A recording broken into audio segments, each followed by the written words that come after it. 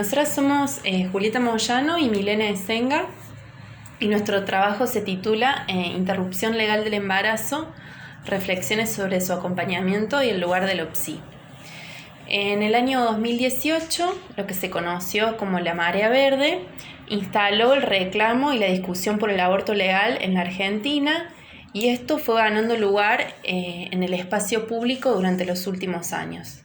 De esta manera, los pañuelos verdes se multiplicaron y aparecieron también en las aulas y en las calles de la universidad. A partir de esto nos preguntamos qué lugar encontró la discusión por el aborto en sus espacios. Las reflexiones y las preguntas que nos propusimos en este trabajo surgen a partir de una experiencia de prácticas preprofesionales que la Facultad de Psicología ofrece a sus estudiantes como modalidad de egreso. En estas prácticas se proponen como un espacio para poder instalar y consolidar la integralidad de las funciones universitarias. La experiencia de prácticas consiste en construir un campo de problemas que surge a partir de una demanda emergente en el espacio de prácticas. Nuestro espacio de prácticas fue el espacio de salud Guillermo Lucena Gallo, que pertenece al Servicio de Medicina Familiar del Hospital Nacional de Clínicas. Este lugar habilitó la construcción de un campo problemático en el que a partir de un proceso de indagación con informantes claves emergió como demanda problematizar todos aquellos procesos existentes en el equipo de salud de este espacio de prácticas que influían en el acompañamiento de la interrupción legal del embarazo durante los espacios de consulta. Así como nombraba Mile, la participación que tuvimos nosotras durante todo un año tuvo que ver con estar presentes en los espacios de consulta de ILE, en este espacio de salud. Esta práctica nos exhortó a reflexionar sobre nuestras propias trayectorias de formación, dado que contábamos con poca información respecto del marco normativo y específicamente sobre el lugar que ocupan los psicólogos y las psicólogas en los acompañamientos de personas abortantes. Un punto a tener en cuenta es que el enfoque acordado y sostenido por el equipo de salud es el de derechos humanos y de género. Por lo tanto, sus integrantes se perciben a sí mismos como responsables de garantizar derechos, como es por ejemplo el de la ILE. También nos parece importante aclarar, si bien intervenir sobre los modos en que los profesionales de la salud asumen estos acompañamientos, consideramos que importa recalcar que esto entraña el riesgo de reproducir la centralidad de la figura médica en las trayectorias reproductivas femeninas o en las medicalizaciones de eventos que la conforman. A pesar de ello, el personal de la salud también puede constituirse como un aliado importante para la búsqueda y la lucha por la garantización de los derechos sexuales y reproductivos, como lo sostiene Raquel Drobeta. Por eso nuestra intervención estuvo referida principalmente a intervenir en referentes y residentes del equipo de salud. Ellos reconocen un marco legal orientador y un espacio institucional que tiene recursos para garantizar los acompañamientos. Sin embargo, también expresaron entre estos participantes algunas tensiones y algunos conflictos asociados a esto. Algunos de sus participantes, que cabe aclarar que era un equipo interdisciplinario, había disciplinas arquitectura, trabajo social, medicina, psicología y psicopedagogía, consideraban con respecto a la formación con esta temática que mucho tenía que ver con su diversidad de trayectorias y experiencias y no quizás con formaciones universitarias o académicas.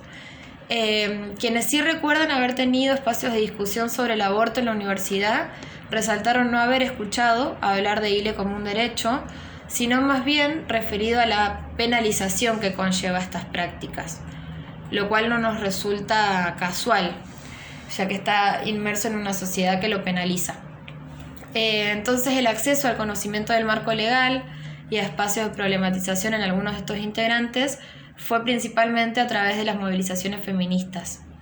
También otro punto que nos pudieron compartir es que la responsabilidad que cada uno percibe o cada una percibía en ese momento en cuanto a la garantización mucho tenía que ver con la disciplina en la que se estaban formando. Un dilema que se expresó en los espacios de intervención que facilitamos fue algo referido específicamente a la autonomía de las usuarias o personas abortantes que acuden para una ILE. En este sentido, en los acompañamientos de la ILE, ellos refirieron que el objetivo es garantizar la mayor autonomía. Para los participantes e integrantes de este equipo de salud, acompañar implica también poder registrar qué ambivalencias expresan las personas abortantes durante el proceso de acompañamiento y para registrar estas ambivalencias es necesaria una escucha atenta en que el deseo de esa persona sea lo que oriente la decisión. El protocolo nacional, que es que conforma parte del marco legal que orienta la práctica de la ILE, apunta, por ejemplo, a la detección temprana del embarazo, de manera tal que la interrupción pueda ser garantizada por el primer nivel de atención y de manera ambulatoria. Esto implica que el Estado se asume entonces como facilitador de la autonomía de las personas abortantes sin asumir un rol paternalista. En relación con esto último, los participantes consideraban que lo verdaderamente amigable en los acompañamientos implica no solo garantizar la ILE, sino una perspectiva de trabajo que supere este paternalismo. De esta manera, aún reconociendo que siempre entre un profesional y una persona hay una relación de asimetría, lo amigable requiere el sostenimiento de una perspectiva de la salud desde la integralidad y la autonomía de quien solicita la ILE. Por lo tanto, y también nos parecía como importante resaltar que lo que se considera como amigable se entiende en un contexto en que la práctica del aborto o en que sobre la práctica del aborto pesa una carga de criminalidad, de prejuicios y de mandatos, de manera tal de que cualquier atención médica debería poder garantizar la ILE. Por lo tanto, la adjetivación amigable se da en este contexto. También en los espacios de entrevista y de problematización que propusimos, si bien tuvieron el objetivo desde el inicio de intervenir sobre las dinámicas del equipo de salud, el movimiento de saberes no se dio en una sola dirección. Ya durante las instancias de supervisión y capacitación ofrecidas por las PPP en la universidad, muchos de nuestros compañeros y compañeras, como también docentes supervisoras, al igual que nosotras, habían transitado pocos espacios en los que se garantizara información referida al aborto.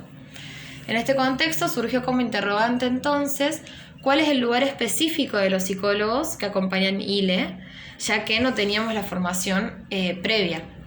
Y cómo esto se tradujo en nuestras prácticas. También nos preguntábamos qué reflexiones podían emerger de las lecturas de las guías y protocolos, porque es cierto que gran parte de la información incluye la interdisciplina claramente, o la interconsulta con profesionales de salud mental o con trabajadores sociales. En su mayoría igual refieren de manera exclusiva a la intervención médica.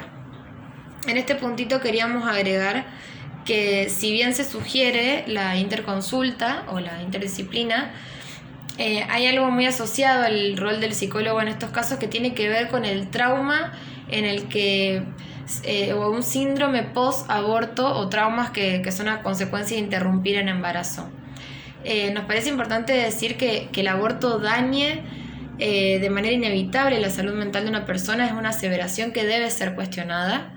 En este sentido es fundamental considerar las circunstancias en las que se realiza y porque son en ellas circunstancias, en esas mismas, donde habrán de determinar las consecuencias emocionales y las maneras particulares que se experimenten. Muchos de los efectos negativos tienen que ver con la clandestinidad. Por lo tanto, nos parece que es urgente cuestionar este tipo de lecturas que consideramos que son psicologicistas y patologizantes. Tal como referimos recién, no es posible asegurar que las prácticas abortivas generen en sí malestar o culpa. Estos sentimientos no pueden ser pensados por fuera de todo un universo de significaciones que la sociedad en general y cada persona en su singularidad tiene acerca de lo legal o legítimo que se juega en esta decisión. Finalmente, nosotros consideramos que el lugar de la psicóloga o el psicólogo en el acompañamiento de personas abortantes es problemático. Nos preguntamos en este sentido si es indispensable en todos los casos su participación y desde qué lugar entonces habría de acompañar. El desafío consiste en no anteponer los prejuicios y las suposiciones de manera tal que se haga posible la expresión de la singularidad y los deseos de la persona cada vez, ya que muchas veces son las creencias y valores de la profesional o el profesional las que se imponen en su decisión. Entonces nos preguntábamos, ¿cómo abordar las demandas de los abortos de manera tal que sea posible la expresión del deseo? ¿Qué lugar hay para el OPSI cuando la figura médica suele ser aquella que posee la competencia legitimada socialmente y de la que se espera un saber sobre el misterio del cuerpo y la vida? Hay una autora, Gabriela Perrota, que sostiene que la escucha, la apertura de un espacio donde las personas puedan valorar la situación, sus posibilidades y tomar una decisión informada, son cuestiones que hacen el acompañamiento en cualquier caso de ILE, como cualquier caso de salud en general, que no está exenta la ILE, claramente. De esta manera se posibilita que las personas gestantes y abortantes puedan explorar sus sentimientos, puedan recibir apoyo emocional y elegir lo que ellas evalúan como mejor opción. En este sentido, una entrevista con un psicólogo o con una psicóloga resulta pertinente en el momento de la demanda y antes de la acción médica, en la medida que permita la articulación del aspecto subjetivo del acontecimiento del aborto. Sostener el hilo del sentido clínico caso por caso, interesarse en la singularidad y suspender la respuesta técnica quizás es lo que permite la emergencia del movimiento subjetivo. Finalmente, para concluir, consideramos que el acto de compartir con otras compañeras es lo que permite el sostenimiento de una escucha desprejuiciada. Entendemos esta escucha como un ejercicio y como aquello hacia donde debe dirigirse nuestra práctica cada vez. Esto es porque no es posible anticiparse o prevenirse cuando se admite la emergencia de la otredad como tal. Acompañar, por lo tanto, para nosotros no fue una experiencia sin contradicciones, ya que es imposible anticipar o prever la manera en que ha de transitarse un aborto. Finalmente, nosotras consideramos que el hecho de que acompañar sea entendido como un acto corporal implica lo contingente del encuentro y ello, por lo tanto, requiere de soportar la incertidumbre a que éste nos libra.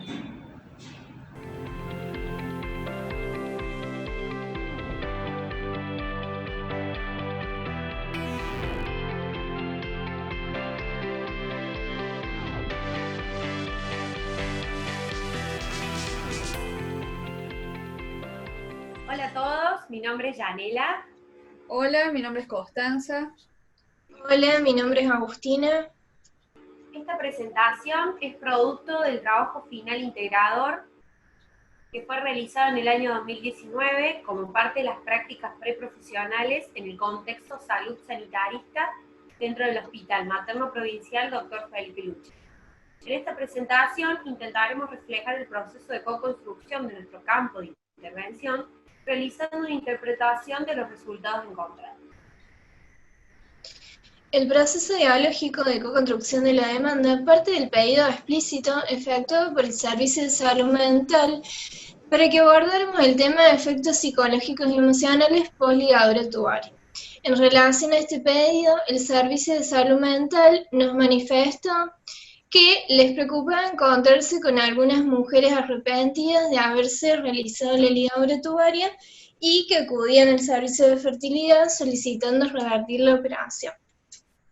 A su vez, la trabajadora social, miembro del equipo de salud sexual y reproductiva, nos expresaba que no tienen un seguimiento de las usuarias que ya se realizaron la esterilización, pero que de casualidad encuentran alguna que nota cierto cambio en cuanto a su sexualidad y erotismo.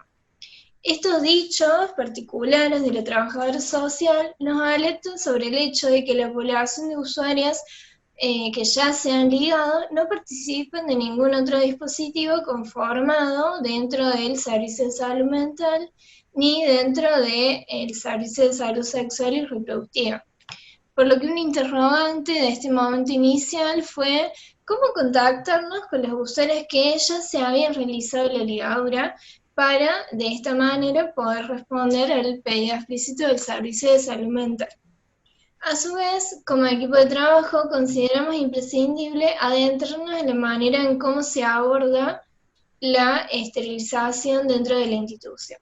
En este sentido, iniciamos un proceso de problematización y complejización de este pedido, en el que inicialmente nos insertamos como observadoras participantes en las consejerías grupales de ligadura tubaria.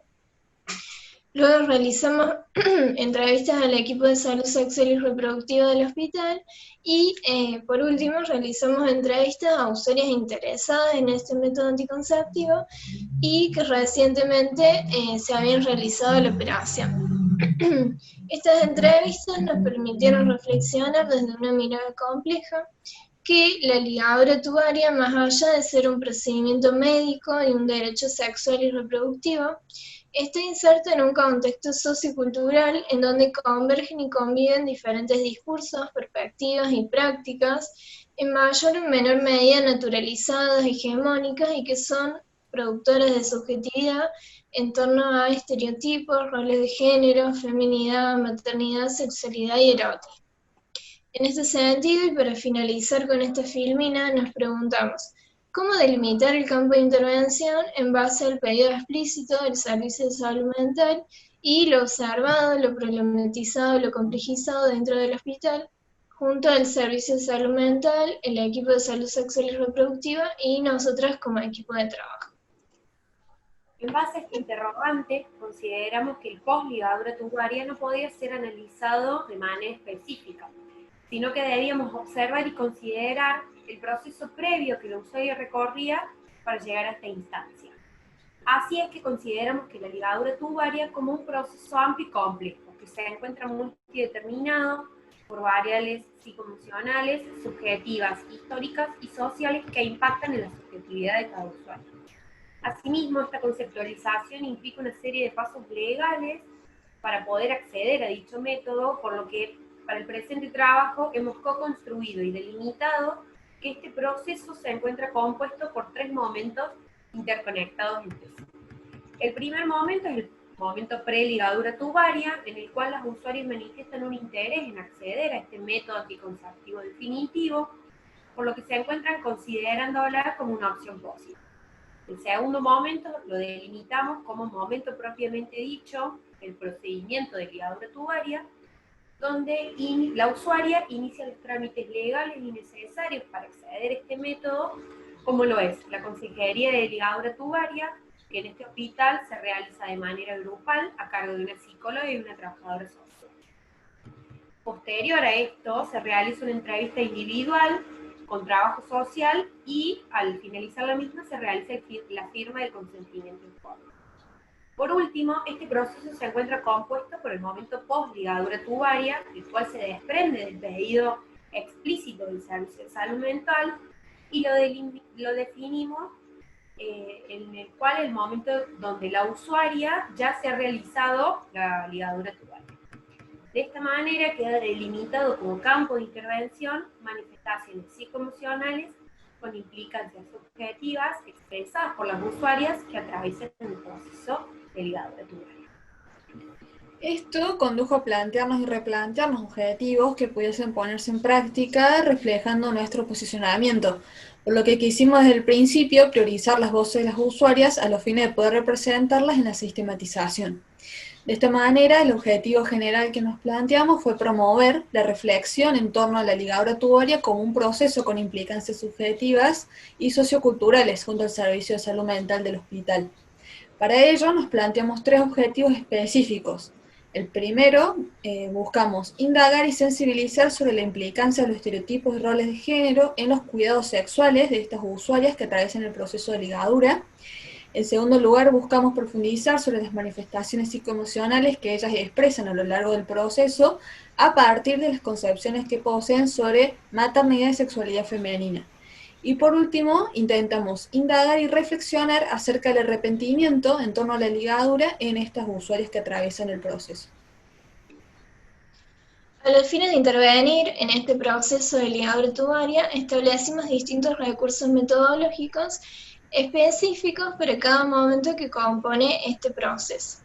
En primer lugar, para el momento preligadura tubaria, realizamos entrevistas semiestructuradas a usuarias interesadas en la ligadura y que se encontraban en las salas de espera del consultorio de planificación familiar y sala de internación.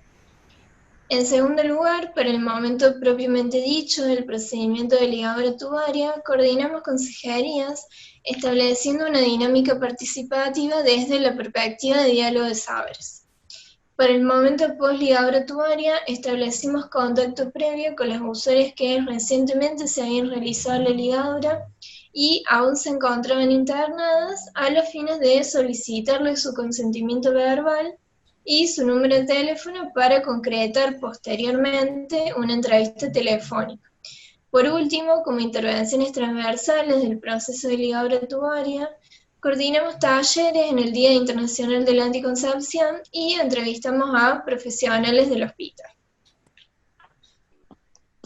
Es a partir de esto que los siguientes fragmentos los tomamos a modo de representación de los discursos que hemos escuchado a lo largo de la práctica. Estos pueden dividirse de la siguiente manera. En primera instancia, hemos dilucidado que en este hospital existen usuarias que se permiten poner en duda o cuestionar ciertos aspectos de los mandatos que le atañen a la maternidad. Como por ejemplo, el relato de Sara, 29 años. A mí me pasó de decirle que se hiciera la vasectomía y me dijo que no. Pareció gracioso, y le dije no, de verdad. ¿Y qué pasa si queremos tener más hijos?, me preguntó. No, yo no quiero tener más hijos, le dije. Tengo un varón de 10 y una nena de 7. A este embarazo no lo buscamos y no quiero tenerlo. En segunda instancia tenemos dos fragmentos que se encuentran en el recuadro verde. El primero es de Cintia, 39 años.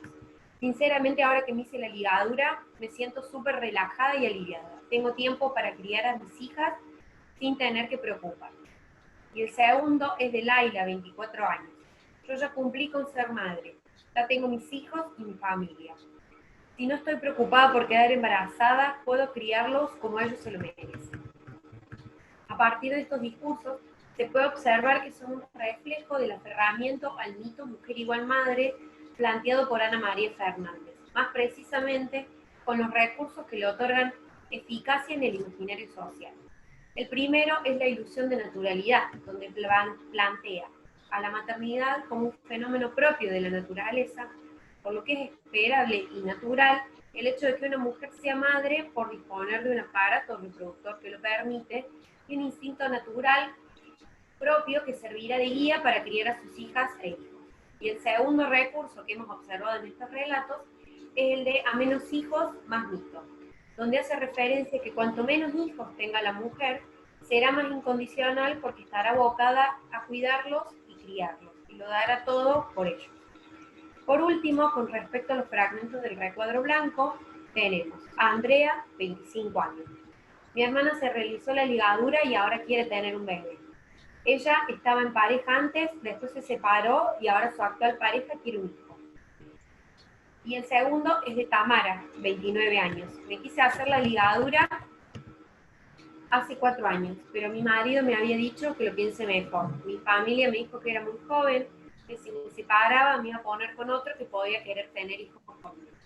Estos fragmentos pudimos notar que existe no solo un arrepentimiento post-ligadura tubaria, como nos había manifestado el servicio, sino que existe un arrepentimiento previo a escoger la ligadura tubaria, donde se puede observar manifestaciones previas a concretar la anticoncepción quirúrgica, buscando no otro método anticonceptivo. Para comenzar a exponer los resultados de la experiencia de indagación e intervención, en esta diapositiva presentamos de manera esquematizada las manifestaciones psicoemocionales más predominantes que expresaban las usuarias en cada momento del proceso de ligadura tubaria. Cabe destacar que cada usuaria es singular, teniendo en cuenta su contexto familiar, social, vincular, su historia de vida y sus recursos psicológicos. Por lo que si bien en esta filmina exponemos las manifestaciones que a modo general fueron más predominantes en cada momento, luego serán complejizadas en la diapositiva siguiente. En este sentido, en el momento preligadura tubaria, las usuarias expresaban mayormente un interés por realizarse la ligadura, muchas veces asociado a la frustración y desconfianza respecto a otros métodos anticonceptivos que ya habían utilizado o no. A su vez, expresaban miedo respecto a volver a tener un embarazo no deseado, junto a la expectativa de que la ligadura les permitiría estar tranquilas, aliviadas y despreocupadas, poder dedicarse a sus hijos y disfrutar de su sexualidad. Por último, en este momento preligadura tubaria, también escuchábamos que algunas usuarias se sentían inseguras en su interés por ligarse debido a las opiniones de su entorno relacional, vincular más próximo, como lo es su pareja, su madre y en menor medida sus hijos, que ponían en duda el deseo de la mujer de no volver a tener otro embarazo, lo cual muchas veces la llevaba a arrepentirse y no concretar su deseo. En el momento propiamente dicho, el procedimiento de ligadura tubaria, pudimos ver que todas estas manifestaciones psicoemocionales también surgían en este momento, con la diferencia de que las usuarias en su mayoría durante las consejerías demostraban seguridad en su decisión por realizarse la esterilización. Por último, en el momento post-ligadura tubaria, la mayoría de las usuarias manifestaba sentirse tranquilas, aliviadas y conformes, y en una menor proporción manifestaban sentirse arrepentidas, y esto en la mayoría de los casos estaba vinculado a una nueva relación de pareja y el deseo de esta nueva pareja de que la mujer le dé un hijo. Entonces, a los fines de poder pensar el proceso de ligadura tubaria en su complejidad, podemos sostener que se observaron ciertos discursos en los usuarios que son propios de los tiempos actuales de construcción de los que todas y todos forman parte y que atraviesan a estas usuarias en mayor o menor medida. De esta manera, las mujeres que manifestaban sentir alivio y tranquilidad asociaban estas emociones con una apropiación del propio cuerpo y las decisiones que se tomaban sobre él, además de un cuestionamiento hacia los estereotipos que vinculan a la mujer con la reproducción y una identidad que se construye, por lo tanto, más allá de la maternidad. Por otro lado, la mayor parte de las usuarias que manifestaron esa tranquilidad y alivio sostienen que tienen derecho a realizarse la ligadura porque ellas ya cumplieron, y frecuentemente escuchamos que ellas cumplieron con Dios y la patria, y ahora pueden dedicarse tranquilamente a la crianza y cuidado de sus hijas e hijos como ellas y ellos se lo merecen. Ahora bien, las usuarias que se arrepintieron luego de realizarse la ligadura manifiestan que la angustia de ese arrepentirse se vincula con que se encuentran en pareja con alguien que les pide una hija o hijo propio, por lo que su deseo de no maternidad se ve puesto en jaque, en cuestión, por poder cumplirle a una otra persona significativa. Esto nos permite alertar que estas usuarias, a pesar de manifestar emociones tan diferentes, pueden encontrarse respondiendo al mismo fenómeno psicosocial que conllevan los lineamientos de la maternidad como mandato sociocultural. Es decir, que igualan mujer a madre, que reducen sexualidad a relaciones sexuales heterorreproductoras y que limitan la subjetividad a estereotipos que representan a las mujeres desde un rol de cuidadoras en un ámbito privado. De esa manera, incluso aquellas mujeres que manifiestan tranquilidad, es decir, la gran mayoría con las cuales intervenimos, se ven atravesadas por marcos sociales patriarcales invisibilizados. De esta manera, es así que podemos sostener que el hecho de que una mujer se haya ligado no significa que se encuentre desligada de este mandato sociocultural. Muchas gracias.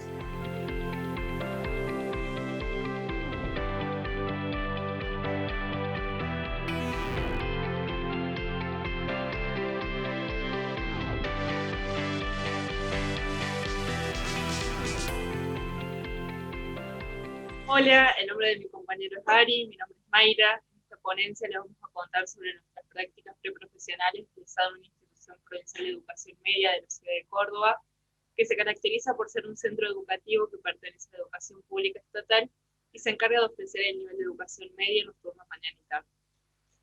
Nuestro trabajo giró en torno a cómo se configuran las relaciones erótico-afectivas en los jóvenes de sexto año del turno tarde, y para ello realizamos una investigación acción cualitativa en la que empleamos el método etnográfico. Como herramientas e instrumentos de trabajo, empleamos el diario de campo, la observación participante, la entrevista semidirigida, la encuesta y el formato taller. Como plan de acción, realizamos talleres y una producción audiovisual llevada a cabo por los estudiantes de sexto año, en la que se puso en tensión discusiones en torno al género y el amor romántico en sus relaciones erótico-afectivas. Esto nos brindó elementos para realizar una reconstrucción y análisis de la experiencia y culminar nuestro trabajo de integración final con el que obtuvimos nuestros títulos de licenciados en psicología. En lo que respecta a la metodología, empleamos un método cualitativo porque tiene relevancia para el estudio de las relaciones sociales debido a la pluralización de los mundos vitales. Esto implica estudiar las prácticas y conocimiento de los participantes, considerando que los trabajos en el campo varían en relación a la multiplicidad de subjetividades y a los contextos sociales vinculados a ellas. Posicionados desde esta metodología, realizamos una investigación-acción. Esto implica un plan de acción que conlleva la disolución de quien investiga como agente externo y experto para pasar a ser un miembro más de la comunidad. Como sostienen León y Montero, se pasa de investigar para la comunidad a investigar desde la comunidad. Esto conlleva un proceso de co-construcción con los sujetos en un encuadre democrático. También empleamos el método etnográfico con el propósito de captar y dar cuenta de la multiplicidad de estructuras complejas, superpuestas y entrelazadas entre sí. Estructuras que son al mismo tiempo extrañas, irregulares y no implícitas. Las observaciones realizadas en la etapa de contextualización tenían como objetivo recabar la información de los contextos donde se producen los intercambios simbólicos y las interacciones sociales. La decisión metodológica de realizar entrevistas semidirigidas fue determinada a priori para que las categorías sobre las cuales se iban a trabajar no sean impuestas por nosotros, sino que surjan a partir de la configuración del campo por parte de las personas entrevistadas. No tuvimos por parte del equipo directivo de la escuela una demanda explícita, pero sí surgió la ESI como un emergente recurrente en las entrevistas. La misma no se realizaba de manera transversal, sino con acciones parciales y aisladas, que generalmente recaían sobre una persona, lo cual dificultaba que las mismas se sostengan en el tiempo. Además, los contenidos de estas acciones se limitaban a la prevención de enfermedades de transmisión sexual y el uso de métodos anticonceptivos, dejando de lado otros ejes importantes de la ESI como género, diversidad, afectividad y derechos.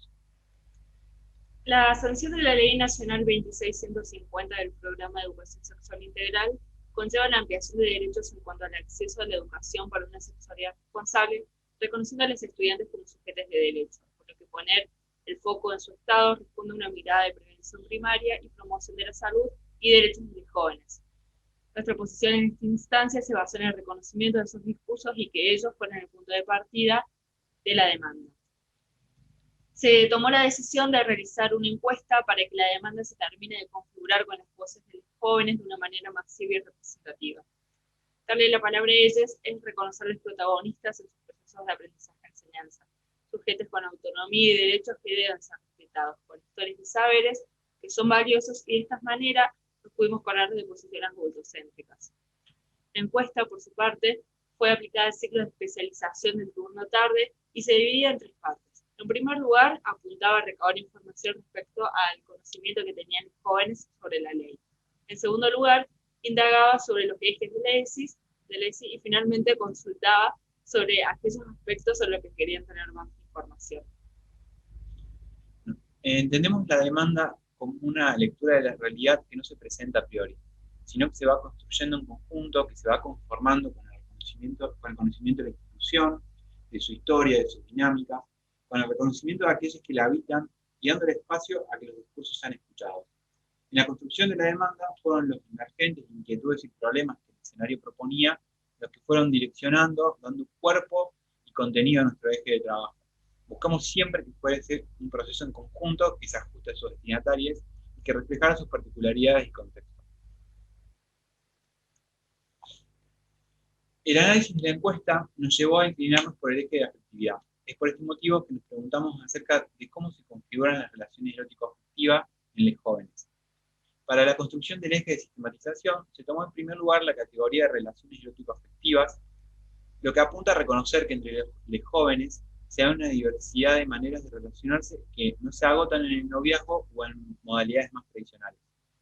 El género, por su parte, fue una variable que atravesó toda nuestra práctica. Pensar el género también fue expresar una posición política que buscara visibilizar las situaciones de desigualdad que los discursos y dispositivos de género reproducen, buscando desnaturalizar las relaciones de iniquidad, los roles cristalizados y normalizados que se asignan a cada género y que luego desembocan en situaciones de violencia, generalmente en detrimento de las mujeres. En esta misma línea, se sumó la decisión política de emplear el lenguaje inclusivo, entendiendo el campo del lenguaje como un campo de disputa del poder. De esta manera, se deja de invisibilizar a otras personas, considerando la multiplicidad de géneros e identidades sexuales. También tomamos el amor romántico como un emergente de la encuesta para poder problematizar cómo esos discursos forman parte de los dispositivos de desigualación que plantea Fernández y que tienden a promover modalidades de relacionarse preestablecidas que reproducen las desigualdades de género. Siguiendo estas líneas de pensamientos, nuestros objetivos buscaban conocer cómo se configuran las relaciones erótico-afectivas entre los jóvenes y poder pensar cómo el género se manifestaba en ellos. Promover instancias de reflexión desde el género con una mirada crítica y desnaturalizadora permitirían pensar las relaciones por fuera de las determinaciones y mandato de género, propiciando la configuración de relaciones sanas basadas en la igualdad y el respeto. En las distintas instancias de trabajo con los jóvenes surgieron algunos emergentes que nos permitieron reflexionar y pensar sobre nuestro eje de trabajo. En la encuesta y en los encuentros, las palabras confianza y respeto tomaron protagonismo, mayormente en las mujeres. Esto nos llevó a preguntar si la recurrencia de estas palabras se podrían relacionar con los resultados de la encuesta, donde las mujeres afirmaban haber sufrido algún tipo de violencia por parte de su pareja, o si estas palabras llevaban a ponderar la confianza y el respeto por sobre el sentimiento de amor. Que el amor ocupara un segundo lugar nos llevaría a pensar que con el amor ya no les alcanza a los jóvenes para entablar una relación, y así se demarcan algunos mandatos y discursos establecidos sobre el amor. Otro elemento recurrente fueron las palabras acuerdo y contrato. Esto nos hablaría de que en las relaciones erótico-afectivas que establecen las jóvenes se están dando acuerdos internos consensuados y acuerdos que pueden no responder a modalidades tradicionales, por ejemplo, pactar que se considera una infidelidad o no. Por otro lado, constantemente hacían referencia a las llamadas relaciones tóxicas, caracterizadas por parejas que controlaban directa o indirectamente vestimentas, amistades, salidas o redes sociales. Si bien lo contan con cierta gracia y de forma anecdótica, podríamos pensar que existe cierta conciencia respecto a lo que caracteriza a este tipo de relación no saludable. Y esto nos permitió discutir cómo las representaciones sociales enmarcadas en el machismo y en el sistema patriarcal se sostienen en las relaciones que los jóvenes entablan. También podemos pensar que en las herramientas que poseen para darse cuenta que están atravesando situaciones de violencia, y a partir de ahí construir formas más saludables y respetuosas de amar. Otra particularidad que surgió en uno de los encuentros fue un debate impulsado por las jóvenes sobre situaciones machistas que vivían en sus propias familias. La diferencia que hacían sus padres entre ellas y un hermano, la distribución de las tareas en sus hogares. Ellas asociaron estas situaciones directamente a las personas adultas y a la crianza, lo que nos llevó a pensar en la socialización diferenciada como una variable más que reproducen los mandatos de género. En los resultados de las encuestas se nos presentaron algunos datos que nos llevaron a pensar y poner la atención en las representaciones que circulaban sobre las masculinidades y las feminidades. Un punto de la encuesta postulaba que ambas partes debían estar de acuerdo al momento de tener relaciones sexuales. La misma fue respondida con un altísimo grado de acuerdo. Pero otro punto que afirmaba debo tener sexo cuando mi pareja tenga ganas, fue rechazada por mujeres y aceptada por los varones. Lo que nos llevó a nosotros a pensar en las representaciones de la masculinidad y la constante predisposición sexual. Podíamos ver cómo las representaciones tradicionales de la mujer eran cuestionadas por casi la mayoría y las jóvenes se distanciaban de las mismas. Acá es importante reconocer la influencia que los movimientos feministas han tenido en nuestra sociedad en los últimos años y también la apertura que tuvo la institución a los mismos. Lo que estaba sucediendo con las feminidades no parecía tener su correlato en relación a las masculinidades. En la actividad observamos poca participación de estudiantes varones, cuestionamientos superficiales de las masculinidades, como así también en la encuesta una alta indeterminación en las afirmaciones relacionadas a las masculinidades. Esta situación de los varones se puede pensar en términos de resistencia. Creemos importante realizar algunas consideraciones respecto a esta resistencia. plantear interrogantes que nos hagan pensar las masculinidades y configurar dispositivos de reflexión que puedan agrietar las resistencias. Un análisis relacional de género permite analizar las formas de socialización, las interacciones y los roles, sacando a la luz que los lugares ocupados por los jóvenes en sus relaciones esconden un orden jerárquico y una simetría donde la posición privilegiada corresponde al varón. Las representaciones y mandatos de género se instalan en los sujetos atravesando sus relaciones, prácticas, interacciones con los otros, conformando sus identidades y sus subjetividades. Por lo tanto, es de esperarse que un nuevo discurso que viene a subvertir las formas establecidas provoque tensiones y resistencias e incluso puedan ser sentidas como amenazadoras, más aún cuando en lo que respecta a las masculinidades aún no circulan nuevas representaciones. Por ejemplo, en una actividad realizada en conjunto con los docentes en el marco de la FIS, donde trabajamos con los jóvenes de la novela El túnel de Ernesto Sábato, en un taller donde hablamos de género y los roles en las parejas, surgieron algunos comentarios por parte de estudiantes varones que pueden ser leídos en determinadas resistencias.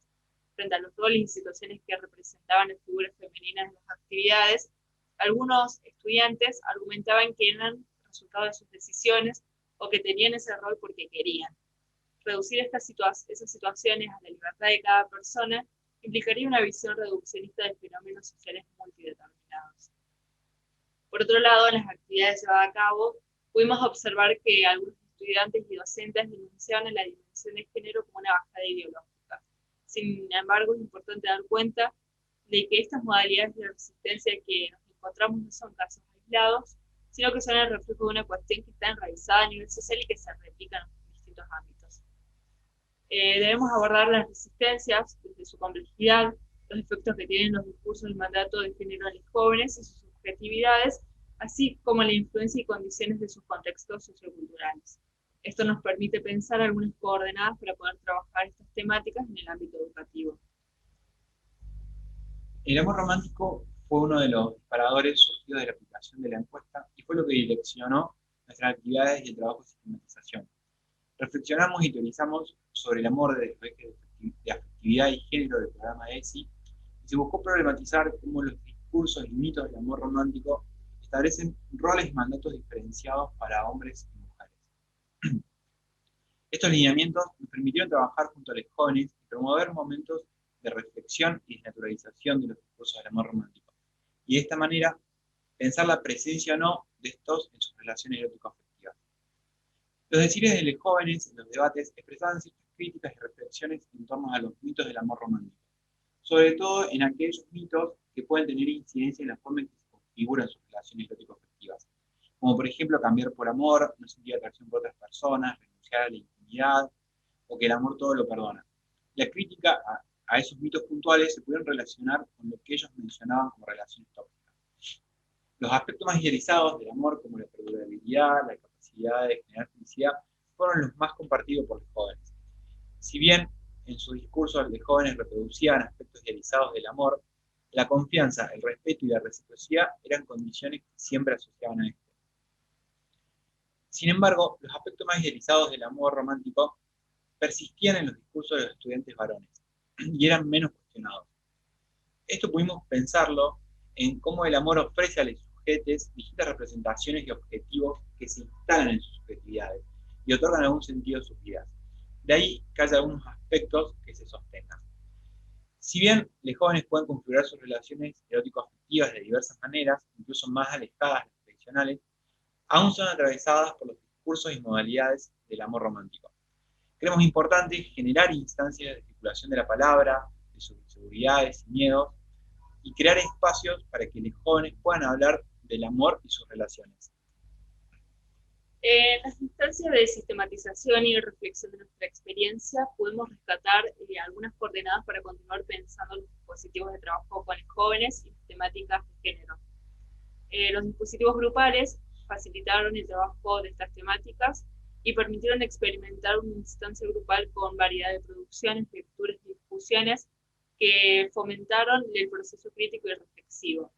En estos pequeños grupos se pudo observar una gran participación de varones, mientras que las instancias de plenarios, en cambio, no tenían los mismos resultados, reduciendo la participación y la pluralidad de voces. Por otro lado, es imprescindible pensar a los estudiantes de las heterogeneidades, de las diversidades socioeconómicas y sexogenéricas, sin prejuicios y preconceptos, rescatando y valorando sus saberes preexistentes, experiencias y visiones del mundo.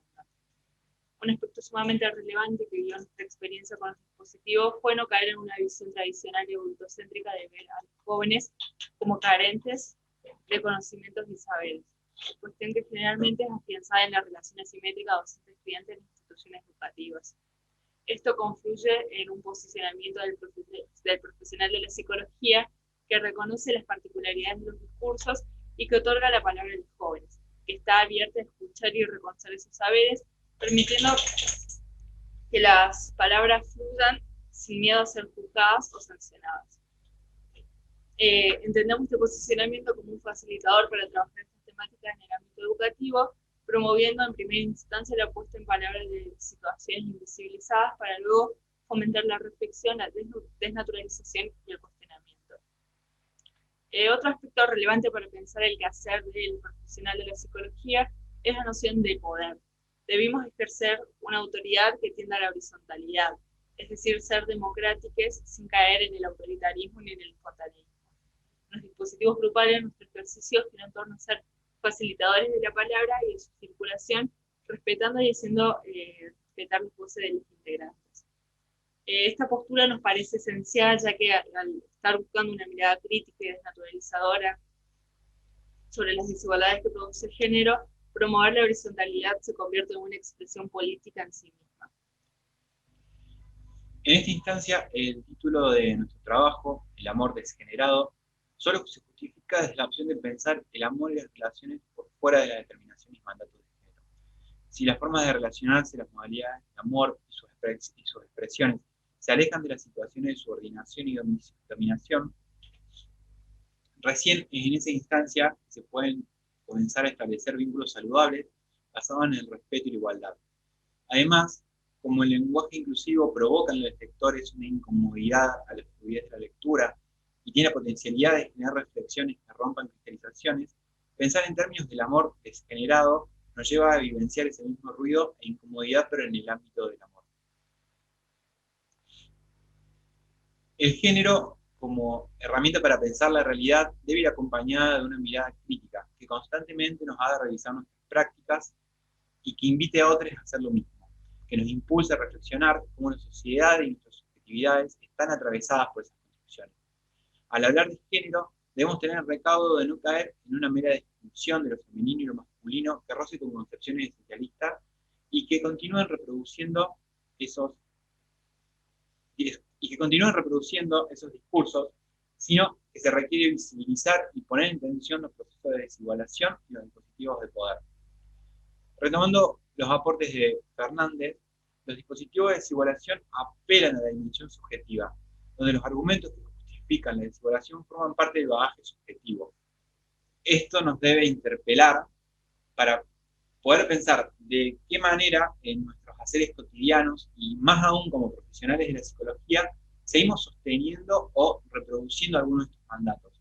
Como promotores de la salud debemos cuestionar qué herramientas o intervenciones podemos poner en juego para tensionar aquellas modalidades de amor romántico tan arraigadas y así promover la innovación de nuevas formas de amar que tengan como lineamiento el respeto, el reconocimiento del otro, la igualdad y la independencia. Muchas gracias por su tiempo.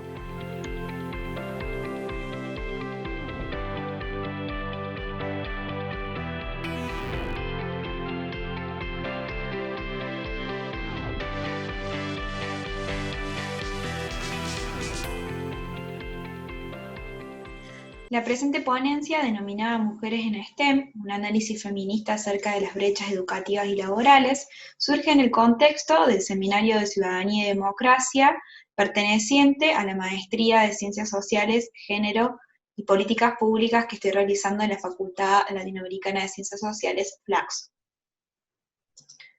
El presente trabajo tiene esta estructura: objetivos, marco teórico, pioneras argentinas, que es un breve recorrido histórico, el área de la educación, el área laboral y por último algunas reflexiones y aportes para seguir repensando la propuesta.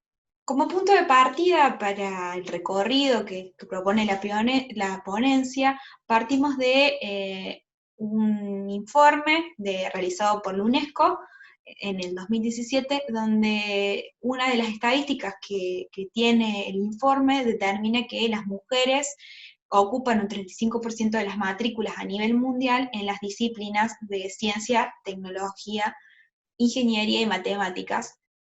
Por sus siglas en inglés se denominan STEM, sigla con la cual vamos a seguir nombrándola a lo largo de todo el recorrido. El objetivo general de esta propuesta es analizar la brecha de género, tanto en los espacios de educación como en el ámbito laboral del STEM de nuestro país, desde los diversos aportes propuestos por el feminismo, particularmente en cuanto al desarrollo, digamos, de la ciudadanía y la democracia.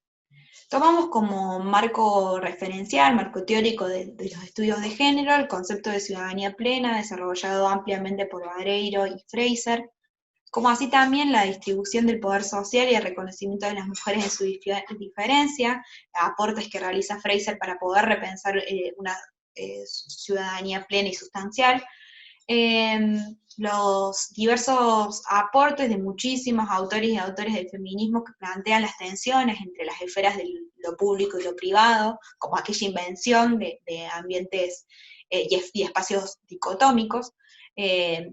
Particularmente en este trabajo nos centramos en los aportes de Pateman, Dietz y Julian Davis.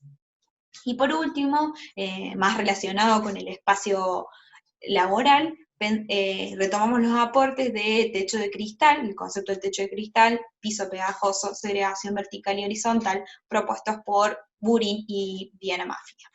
Este recorrido de diversos aportes teóricos tiene como anclaje la propuesta de poder pensar cómo se tensionan las esferas públicas y privadas, productivos y reproductivas, para manifestarse como obstáculos del desarrollo pleno y la real elección del funcionamiento que responde a las instituciones educativas, la ciencia y el mundo laboral. En tanto que estos diversos autores del feminismo vienen a vislumbrar que en estas lógicas, en estas posiciones dicotómicas, lo que se continúa sosteniendo desde las instituciones como tanto educativas como de la ciencia y el mundo laboral, son las lógicas patriarcales, androcéntricas y binarias que van a limitar el acceso y el ejercicio pleno de la ciudadanía por parte de las mujeres. Para esto retomamos un breve recorrido histórico del ingreso al sistema educativo por parte de las mujeres, tanto educativo como político. Vamos a ver que muchas veces se van enlazando estas esferas, para luego analizar cuál es el impacto de estos cambios en el proceso histórico en las carreras universitarias de la STEM, y posteriormente un brevísimo recorrido sobre el análisis en el ámbito laboral. Partimos entonces desde las pioneras argentinas, las primeras egresadas universitarias en Argentina, que podemos situar históricamente como contexto en 1885 a Elida Paso, que fue la primera farmacéutica recibida. Para esto es importante poder rescatar que las críticas de los estudios feministas marcan la idea de ciudadanía como un concepto que se desarrolla en el liberalismo, que lo que proponía el universalismo, ¿no? En estas lógicas binarias, un universalismo que determinaba como ciudadano a todo hombre mayor de edad, dueño de la propiedad privada. Entonces, los estudios de género lo que vienen a mostrar aquí es dónde quedaban las mujeres en esta concepción, y esto lo representa muy bien en el contexto histórico de lo que sucede en Argentina, ya que para cuando se recibe Elida Paso, en 1885, el Código Civil establecía la incapacidad relativa de las mujeres en el acceso a la educación, a la propiedad privada, a la capacidad administrativa y demás de la mujer, que siempre dependía de autorización del padre o del cónyuge, limitando el ejercicio completo de su ciudadanía. Entonces podemos decir que hasta 1948, que se reforma el Código Civil y empiezan a haber algunos cambios, la mujer para acceder a la educación tenía que tener una autorización, y podemos decir que las mujeres que se reciben en esa época entran en la categoría del orden de la excepcionalidad y están más vinculadas a la posibilidad realmente de acceso de una clase alta acomodada que podía llegar a tener esos permisos, ¿no? Entre esto también destacamos que en 1968 se recibe la primera ingeniera, alrededor de 40 años después que se recibe el primer ingeniero, lo que marca también entonces una gran distancia y una desventaja en relación al área particularmente de la STEM. Otras fechas que consideramos importantes, el comienzo del ejercicio del sufragio por parte de las mujeres a partir de la Ley de Sufragio Femenino 1947, ley que fue luchada por muchas feministas pioneras, las primeras sufragistas argentinas, en las que encontramos a Elida Paso, a Elisa Bachofen, a Julieta Lanteri, entre otras. Y también como un hito importante consideramos en 1949, cuando Perón decreta la enseñanza universitaria gratuita, que a partir de ahí se genera un acceso masivo a la educación universitaria por parte de mujeres y de distintas clases trabajadoras.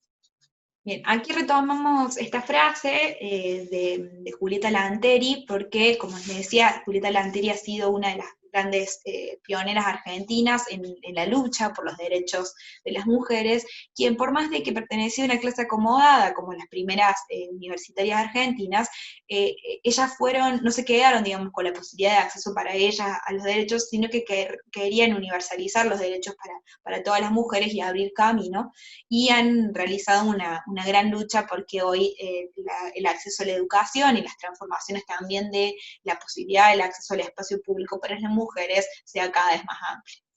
Bueno, remitiéndonos entonces, de acuerdo al recorrido histórico, entonces podemos ver que el acceso a la educación universitaria, si bien hoy para todas las mujeres en Argentina es una posibilidad debido a la gratuiticidad del mismo, podemos definir que es una conquista dentro de las luchas feministas, ya que en un principio no teníamos tal acceso, ¿sí?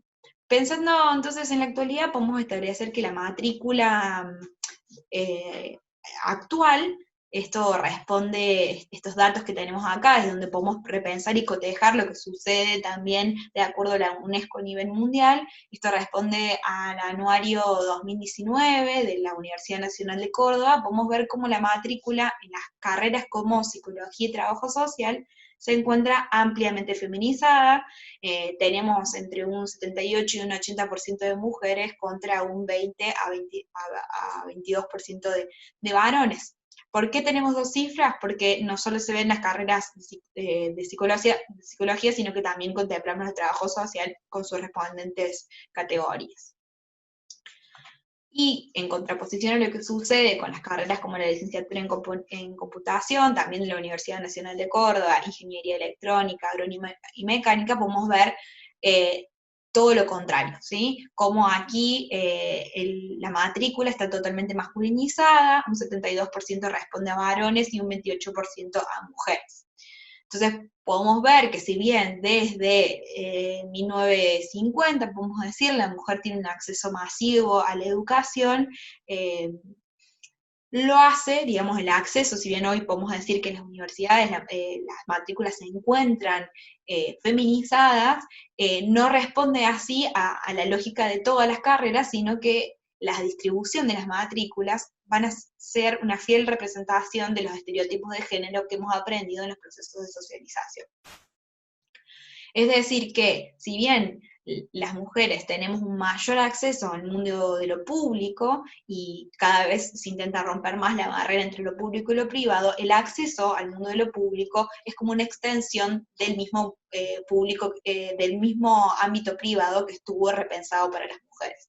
Es decir, las mujeres acceden al mundo público para replicar las tareas de cuidado asignadas históricamente. Entonces vemos que aquellas tareas que responden al cuidado, como la educación, la psicología, el trabajo social, están ampliamente más feminizadas, como en oposición a aquellas carreras que responden a áreas más técnicas, que responden a las lógicas del binomio asociadas a la racionalidad, a lo natural, al orden imperante, digamos, es ampliamente masculina y responde a ese estereotipo y sigue representándose así hasta en la actualidad. Entonces podemos decir que si bien el acceso a la educación para las mujeres ha sido ampliamente mayor en los últimos años, los estereotipos siguen replicándose hasta la actualidad. Al mismo tiempo que podemos decir que las lógicas de las universidades, de los sistemas educativos de formación, funcionan muchas veces como lógicas expulsivas para aquellas mujeres que tienen a su cargo tanto niños, niñas o personas mayores y se dedican a tareas de cuidado y terminan dejando las carreras normalmente en el transcurso de los primeros años. Al mismo tiempo, que otro factor que encontramos en el análisis de diversas fuentes fue que la baja representatividad de las mujeres en las áreas de STEM sigue reforzando el carácter masculinizado de las carreras, lo que disminuye la posibilidad de contar con pares mujeres con quien identificarse y generar una red de sostén. Podemos decir entonces que en todas las dimensiones de análisis el factor cultural se encuentra solapado en las racionalidades dicotómicas asociadas a los roles de género y a las cuales las mujeres tienen que dar cuenta constantemente, porque naturalmente se les fueron asignadas características opuestas. Es decir, que se le exige constantemente demostrar la capacidad analítica, la inteligencia, la razón, que son asociadas al mundo de lo masculino exclusivamente, y que las mujeres deben asumir de esa misma manera para poder estar en esos espacios. Bueno, ¿qué sucede con el mundo laboral? En el mundo laboral dijimos entonces que si hay una baja representación en la matrícula en el área de la STEM, en los espacios laborales de STEM, se va a reproducir lo mismo, es decir, que la representación de las mujeres en los espacios laborales va a responder o por debajo de la media o en la media en relación a un porcentaje, que en los espacios laborales entonces vamos a tener una representación de entre el 20% o menos de mujeres. Entonces los espacios laborales de STEM van a estar ampliamente masculinizados. Y dentro de esto podemos decir que las mujeres para formar parte de las áreas del STEM encuentran con una serie de obstáculos, entre los cuales podemos determinar a partir de algunos acercamientos teóricos la idea de piso pegajoso, que responde a el concepto de que las mujeres, cuando ingresan al mundo del trabajo, se mantienen durante mucho tiempo de la carrera en los mismos puestos y con muchas dificultades de acceso. Muchas veces por la incompatibilidad con la maternidad, las tareas de cuidado, quienes son forzadas, digamos, a sostener los mismos puestos laborales porque un ascenso determina una incompatibilidad en las horas destinadas a tareas de cuidado. Por otro lado, la metáfora de techo de cristal, que lo que clasifica y propone es aquellas trampas sin salidas que provocan que muchas veces las mujeres, para poder lograr acceder a cargos más altos, tengan que realizar sacrificios de la vida personal en pos de lograr un lugar de mayor jerarquía, que muchas veces eso no sucede, la mujer termina sintiendo que tiene que ver con una falta de capacidad y que los puestos de poder no deben ser ocupados por mujeres. Entonces esto nos lleva a pensar los otros dos ejes que planteamos, como segregación vertical y segregación horizontal, donde podemos ver que segregación horizontal es que las mujeres terminan sobre representadas en los esquemas más bajos de los pilares institucionales de las áreas de STEM, de diversas empresas que trabajan con STEM, y la segregación vertical, que responde a la lógica de que los espacios de mayor poder en las empresas, tanto como puestos jerárquicos como espacios directorios, representan una escasa o nula composición de mujeres.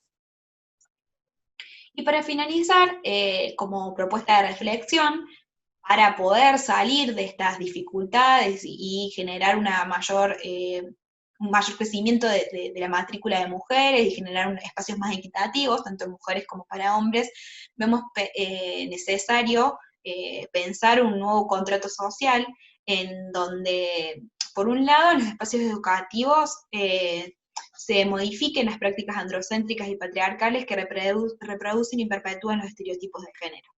Para esto es imperiosa la implementación de material pedagógico sensible al género, desde la posibilidad de romper con los binomios y potenciar el desarrollo de una niñez y adolescencia libre de estos estereotipos.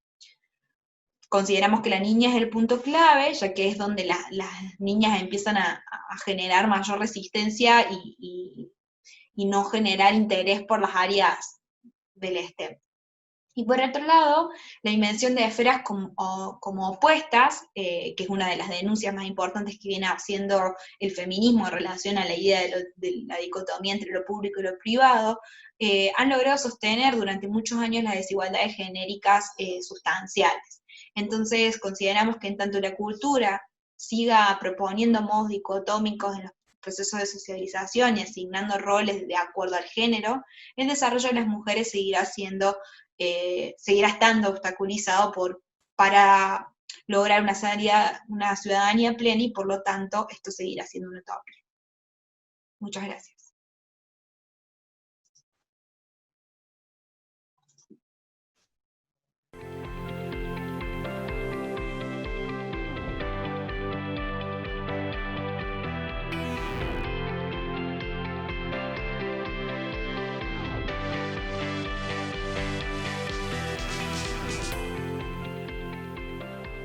Hola, voy a leerles un breve resumen del trabajo que realizamos junto con Mariela y con Alejandra.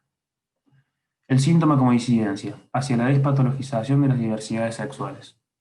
Introducción. El objetivo del presente trabajo consiste en abordar el tema de la diversidad sexual, puntualmente la transgeneridad, en relación a los conceptos de síntoma y diagnóstico en el marco del proyecto de investigación Manifestaciones actuales del síntoma. Partiendo de una posición teórica que asume el síntoma como manifestación subjetiva, destacamos el factor electivo y la incidencia de la época y la civilización.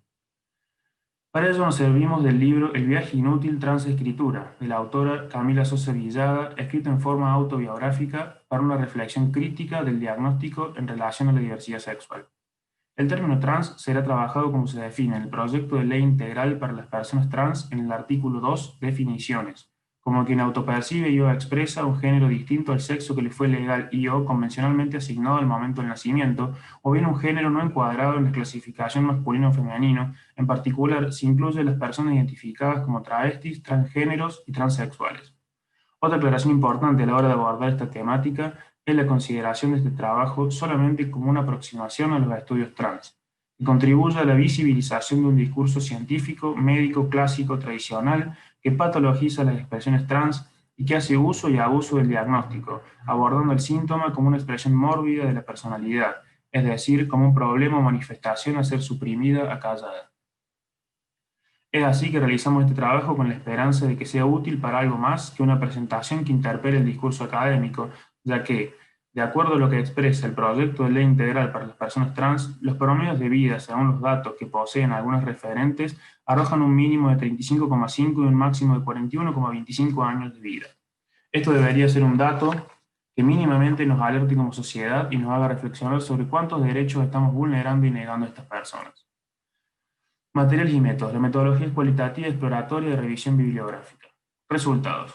Camila Sosa Villada nació en La Falda en 1982. Es actriz, dramaturga y escritora. En 2015 escribe y publica su primer libro titulado La novia de Sandro. El viaje inútil 2018 es su segundo libro, y en él cuenta cómo fue su vida de pequeña, el abandono de su padre y la tristeza de su madre, entre otras cosas. Pero no todo el libro está compuesto de recuerdos de su infancia y de las malas experiencias producto de una sociedad salvaje. Hay otras lecturas. En su relato también se puede leer el amor de ella hacia su padre y su madre, la fiesta de ser travesti, como ella lo expresa, la pasión con la que describe las influencias de grandes autores en su escritura, amistades, enamoramientos, etc. Además de estos acontecimientos y cómo vivió ella su transición de género, su relato está atravesado por la escritura como un tema fundamental en su vida. Gran parte del libro se desarrolla en torno a la relación entre la escritura y su travestismo. Es así que ella afirma: mi primer acto oficial de travestismo no fue salir a la calle vestida de mujer con todas las de la ley. Mi primer acto de travestismo fue a través de la escritura. Elegimos esta producción artística porque está escrito en clave biográfica.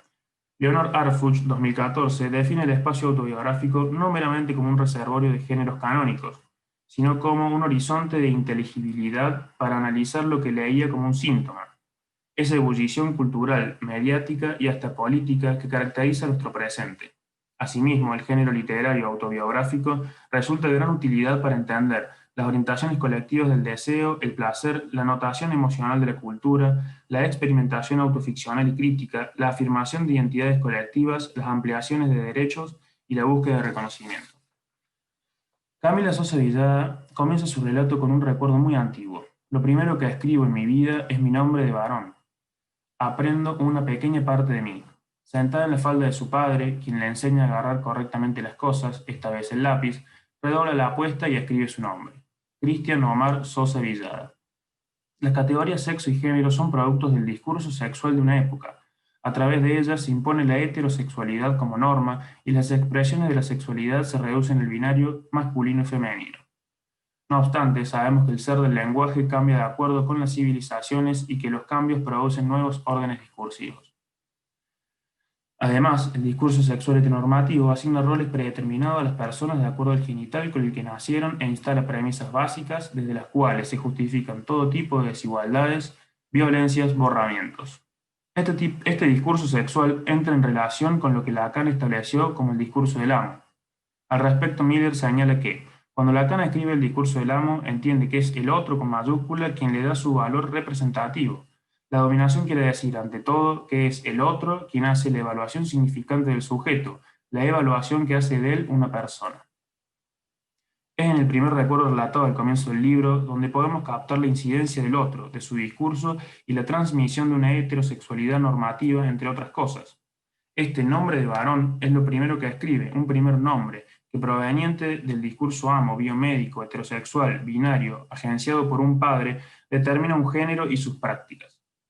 Se trata de un nombre que, aunque pueda preexistir al sujeto, también puede ser rectificado y resignificado. El sujeto puede elegir de otra manera, ya que en esta alienación al significante proveniente del otro existe también la posibilidad de separación, ya que el significante no solo lo domina, marca o enajena, sino que es el momento del surgimiento de una libertad por determinación. Costañotto y Yesurón 2019. Aún así, a pesar de estas determinaciones sociales, culturales, históricas, familiares que intentan encauzar las pulsiones del sujeto, proponemos pensar este movimiento de apropiación que transforma una identidad como ese margen de libertad de elección posible en el marco de una estructura. En una entrevista, Camila relata esta tensión entre el discurso del otro y las posiciones subjetivas que resisten esas imposiciones. Es una amenaza que hacen los padres sobre sus hijas travestis, porque es su obligación, porque es algo que aprendieron a hacer y que les falla. Además, lo brutal de eso es que no hay amenaza que valga frente al impulso travesti, frente al impulso trans. Además de lo expuesto hasta aquí, es importante tener en cuenta las condiciones sociohistóricas de cada civilización, que en cada época actúan sobre el sujeto. A partir del posmodernismo y el postestructuralismo, podemos hablar de una deconstrucción de ciertas identificaciones, de nuevas formas de expresión que dan lugar al uno diverso, y en esa misma multiplicidad podemos ser, hacer uno, o al menos aspiramos a eso, todos igualmente distintos. Además de nombrarse como una persona trans, Camila se nombra como escritora, y de hecho toda su vida está atravesada y entrelazada a partir de esta práctica. En la entrevista que estamos utilizando como referencia, Camila lo dice así: yo me hice travesti sobre el cuerpo de una persona que ya escribía, es decir, yo me hice travesti sobre el cuerpo de una escritora. Proponemos pensar que la escritura es un síntoma que anuda ese cuerpo trans, que es imposible definir en tanto inscribe una diferencia sexual no reductible al binarismo heteronormado con lo simbólico y lo imaginario. En este mismo sentido, tomamos la referencia de Soler cuando habla de la escritura como síntoma y se refiere al artista que publica y se autopromociona, que se hace un escabel con su arte, es sintón. Ya vemos a qué llama Lacan sintón. Es algo que permite lo simbólico, lo imaginario y lo real mantenerse juntos. Eso es justamente lo que hace ella con la escritura, un escabel, un lugar donde hacer pie. A su vez, Villada afirma: si no hubiera escrito, entonces es muy posible que mi vida hubiera sido un infierno, me hubiera suicidado harta de ser invisible incluso para mí. Y agrega: escribo para que una historia se sepa, la historia de mi travestismo, de mi familia, de mi tristeza en la niñez, de toda esa tristeza prematura que fue mi familia, el alcoholismo de mi papá, las carencias de mi mamá. Más adelante agrega, se habita una esperanza inútil en los umbrales de la literatura, la de poder curarse a una misma de todas las enfermedades de la vida. En estos pasajes de su libro se puede apreciar cómo la autora nos cuenta algunas vivencias que pudieron significar para ella algo doloroso, y cómo en la escritura encuentra una forma de alivio a su padecimiento, una solución sintomática, que ya no es un problema sino una respuesta, una solución propia de cada sujeto a la no relación que se impone a todos y que es, en consecuencia, la enfermedad universal del ser afectado por el inconsciente. Soler 2011. Un síntoma singular, fundamental, que de ninguna manera hay que suprimir, en todo caso puede transformarse. La patologización de la que hablamos está en estrecha relación con las prácticas psiquiátricas plasmadas en manuales como el DSM. En este manual han aparecido clasificaciones de las expresiones trans como trastorno, incongruencia o disforia de género. Esta clasificación, por más que cambie las palabras que utiliza para definir la diversidad sexual, continúa incluyéndola dentro del manual de trastornos psiquiátricos. Es por eso que en el manifiesto de la Red Internacional por la Despatologización Trans se exige la retirada de la transexualidad de los manuales de enfermedades mentales. Es notable cómo han cambiado de términos para definir las expresiones de género. A pesar de esto, continúan perpetuando el sistema sexo-género tan arraigado en la sociedad, a partir del cual se justifica y avala la violencia y exclusión hacia estas personas. Es así que en el último ejemplar del DSM, publicado en 2014, incluyen como uno de los ítems a tener en cuenta para diagnosticar a un niño o una niña una marcada preferencia por los juguetes, juegos o actividades habitualmente utilizados o practicados por el sexo opuesto, o preferencias marcadas y persistentes por el papel del otro sexo. Es evidente el hecho de que continúan sosteniendo que existe un rol predeterminado para cada género, y aún más, está totalmente fuera de consideración la existencia de más de dos géneros o incluso de una autopercepción. Por otro lado, en relación al diagnóstico, no es casual que en el proyecto de ley integral para las personas trans se haya agregado el artículo 30 sobre la prohibición de diagnósticos. En relación a esto, el psicoanálisis no queda exento de esta problemática, que refiere al uso del diagnóstico patologizante, por lo que debemos poner en cuestión la función que el diagnóstico tiene, reflexionando acerca de las interpelaciones que los estudios de género y estudios trans hacen a la teoría y práctica analítica. Consideramos que es necesario hacer una diferencia entre el diagnóstico que proviene del campo del otro, psiquiatría, medicina, etc., y el autodiagnóstico propio del psicoanálisis, en donde lo que interesa es lo que el sujeto considere como síntoma, lo que para él no anda, no funciona y que muchas veces no coincide con lo que no funciona para el otro. Es así que la elección trans puede ser entendida como una disidencia al discurso del otro, encarnado en la medicina, la psiquiatría, la sociedad en su vertiente capitalista y heteronormativa. Por ello, llamamos la atención sobre el riesgo de remitir clínicamente a las personas a variantes ontológicas, ya que estas nominaciones o variantes ontológicas operan como sustancias, como equivalentes de una subjetividad, reduciendo a un ser tan insustancial como el sujeto del inconsciente. Rostañoto 2019. No obstante, cabe aclarar que el diagnóstico a partir de la localización del síntoma singular como una delimitación de la posición subjetiva del ser es una herramienta necesaria para orientar el trabajo analítico. El síntoma, además de ser algo singular del sujeto y de su historia personal, también tiene algo típico de cada tipo clínico, que es indispensable particularizar para abordarlo analíticamente. Por esto es muy importante tener siempre presente la dimensión ética para no reproducir e incluso terminar con esta cadena de estigmatización, segregación y patologización. Conclusión y contribuciones. Creemos que con este trabajo no hemos agotado de ninguna manera la discusión acerca de la concepción de síntoma y del diagnóstico psicoanalítico en relación a la diversidad sexual. Es así que podemos plantear algunos interrogantes. ¿Desde qué lugar nos posicionamos y con qué objetivos realizamos un diagnóstico? ¿Cómo realizar un diagnóstico sin injuriar a los sujetos, más aún tratándose de la diversidad sexual? Dos aspectos nos parecen importantes en relación a estas preguntas. Por un lado, acordamos con Juan Carlos Pérez Jiménez, en que el psicoanálisis no puede permanecer ajeno a los debates actuales sobre la identidad de género, las posiciones sexuadas, y que es fundamental el trabajo interdisciplinario. En este sentido, lo más importante en esta discusión sobre la diversidad sexual es que no podemos permitirnos hablar sobre ellas, sino que debemos mantener un diálogo abierto, de aprendizaje, ya que son ellas quienes deben tener la voz protagonista en este proceso. Es necesario recordar siempre que se trata de sujetos del inconsciente, atravesados por el lenguaje, en falta, sujetos que eligen y que, como seres sexuados, se autorizan por sí mismos. Spinetta expresa, hablar de la acción siempre implica la ética. Tratar a las posiciones sexuales como elecciones es una forma de abordar este tema tan central en nuestra época trans, sin que cualquiera de estas elecciones sea patologizada o vinculada a alguna estructura clínica o reducida a un efecto del discurso capitalista o efecto del avance de la ciencia. Finalizamos con la voz de Camila Sosa Villada. Mi papá y mi mamá siempre supieron lo que hacía en mi encierro voluntario, pero eso fue lo que nos salvó de asesinarnos unos a otros. Mi secreto, el de escribir y ser travesti, los expulsó de mi mundo y me salvó de su odio. El deseo de ser travesti, callado durante tantos años, vivido como un salirse de la vaina perpetuo, la decisión de dejar atrás los privilegios de ser un varón y convertirme en una paria travesti, me mantuvieron viva y prolífica.